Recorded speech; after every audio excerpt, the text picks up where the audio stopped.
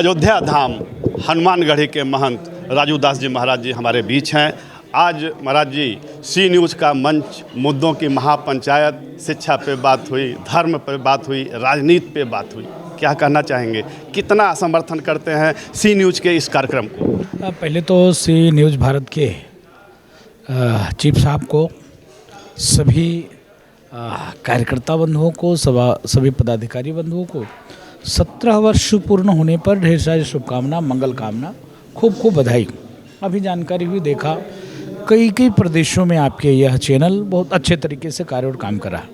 आज का जो महापंचायत था, उस महापंचायत में हमने भी कुछ समय दिया, तब महसूस किया कि वाकई में सी न्यूज़ भारत लगातार चिकित्सा, शिक्षा, रोजी रोजगार, धर्म, राजनीति, सभी विषयों को, मुद्दों को उठाकर और आम जनमानस का कैसे कल्याण हो पाए वो कार्य और काम कर रही है। तो मैं सिद्धपीठ हनुमानगढ़ी हनुमान जी महाराज के चरण शरण से महाबली हनुमान जी महाराज की खूब कृपा बने आपके ऊपर और आपकी पूरे चैनल पूरे दुनिया में अच्छा सा कार्य और काम कर सके।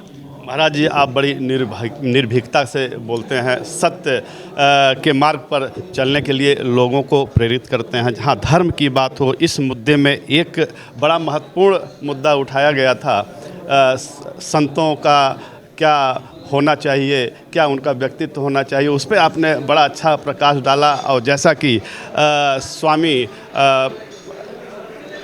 अभिमुक्तेश्वरानंद सरस्वती जी के बारे में आपने टिप्पणी की, क्यों ऐसा? नहीं, देखिए, संत स्वभाव से होता है, भाव से होता है, आचार से होता है, विचार से होता है, व्यवहार से होता है। वो सनातन संस्कृति का वाहक होता है, पोषक होता है।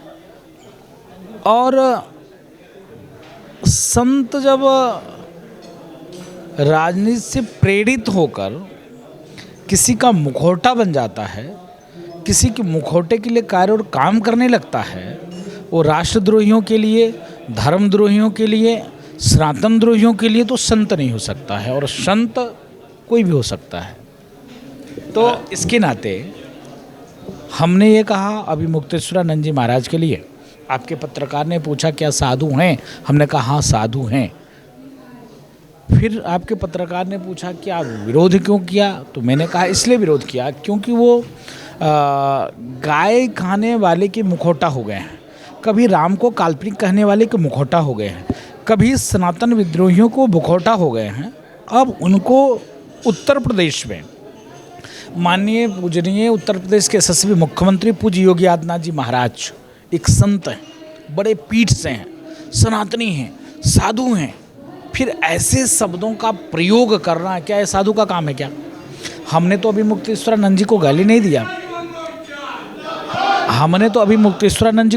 दिया, लेकिन वो शुद्ध रूप से उत्तर प्रदेश के माननीय मुख्यमंत्री जी को ऐसे शब्दों का प्रयोग करते हैं, गाय खाने वाले कह देते हैं, ऐसे शब्दों का प्रयोग कर देते हैं, तो साधु हो सकते हैं क्या उनके विचार?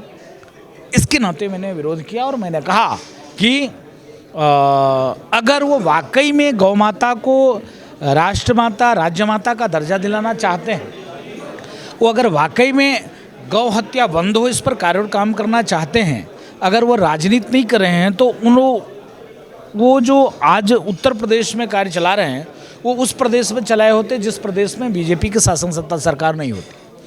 तब जाकर आप केंद्र सरकार और राज्य सरकार को बोल सकते थे कि आप ऐसा काम करो। आप प्रेरित होकर देखो, जो गाय खाने वाला वही आपको माला पहना रहा है, जो राम भक्त की सीना गोली चलने वाला है, जो बाबरी के पैरोकार है, जो दुर्गा पूजा, जो रामलीला, जो कृष्ण जन्माष्टमी बैन करने वाला है, जो साधु संतों को बोको हराम, ISI तालिबान से जोड़ देता था, जो काला टेंट काला त्रिपाल पहनकर छाती पीटता था, मातम मनाता था, आज वो आपका सम्मान कर रहा है। क्यों कर रहा है? क्योंकि आप मोदी जी को गाली देते, आप योगी जी को गाली देते, इसके नाते सम्मान कर रहा है। आप योगी जी के पक्ष में एक शब्द बोलिए तभी आपको माला पहना, सम्मान करे, तब मैं मानूं कि वाकई में आप साधु।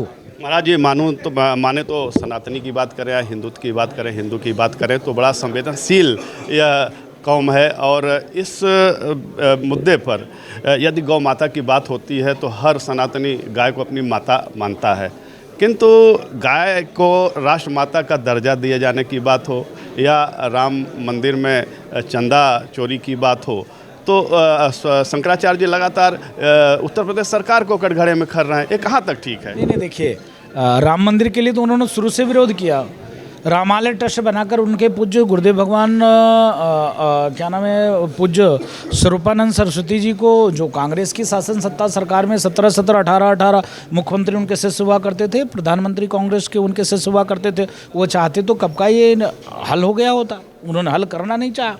नंबर 1। नंबर 2, आपने कहा कि वो गौ माता और राम मंदिर पे वो विषय को उठाते हैं, तो वो तो लगातार राम मंदिर पे ही सवाल खड़े कर दिए। कभी वो पक्ष में ही नहीं रहे, कभी राम मंदिर के पक्ष में ही नहीं रहे, चाहे वो भूमि पूजन का मामला हो, चाहे वो मंदिर निर्माण का मामला हो, चाहे वो प्राण प्रतिष्ठा का मामला हो, चाहे वो पूरे परिसर का उद्घाटन का मामला हो, सदैव उन्होंने विरोध ही किया है। यानी वो सनातन के विरोधी हैं? नहीं, हम ये नहीं कहते सनातन का विरोधी हैं। वो जो संघ विचारी परिवार राम मंदिर धारा 370 उस विषय को लेकर आगे बढ़ा, उसका उन्होंने विरोध किया, सदैव विरोध किया। हम ये नहीं कहते सनातन का द्रोही। अगर सनातन का द्रोही होते गौ माता पे बात कर रहे हैं।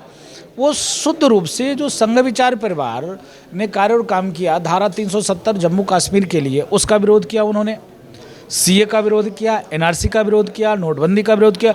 जो मोदी जी कार्य करेंगे वो सारी योजना का विरोध करना, जो योगी जी काम कर रहे हैं वो सारी योजना का विरोध करना, वो शुद्ध रूप से राजनीति से प्रेरित संत हैं, ओरिजिनल संत नहीं। फिलहाल महाराज जी, मुद्दे की बात होती रहेगी, यह चर्चाएं बड़ी लंबी हैं। फिलहाल आप सी न्यूज़ परिवार को क्या संदेश देना चाहते हैं? मैं सी न्यूज़ भारत परिवार के लिए मंगल कामना करता हूं, खूब आशीर्वाद देता हूं कि आपके जितने भी पूरी टीम सबके लिए मंगल कामना। हनुमान जी महाराज जो भी हमने आज 1 2 4 5 6 10 माला किया हो, वो सारा दान करते हैं, सारा डोनेट करते हैं। आपके जीवन में सुख समृद्धि शांति है। आप खूब खूब खूब खूब आगे जनता के उन मुद्दों को सरकार के पास रख के उसका कल्याण करा सके, ये आशीर्वाद। लेकिन मैं आपसे अपेक्षा और निवेदन करता हूं कि आपने जब हमको बोलने का अवसर मौका दिया, तो मैं निवेदन करता हूं आपके चैनल के माध्यम से कि हिंदू जनमानस से कि कालनेमियों से सावधान होने की ज़रूरत है। गिरगिट जैसे रंग बदलने वाले लोगों से सावधान होने की ज़रूरत है।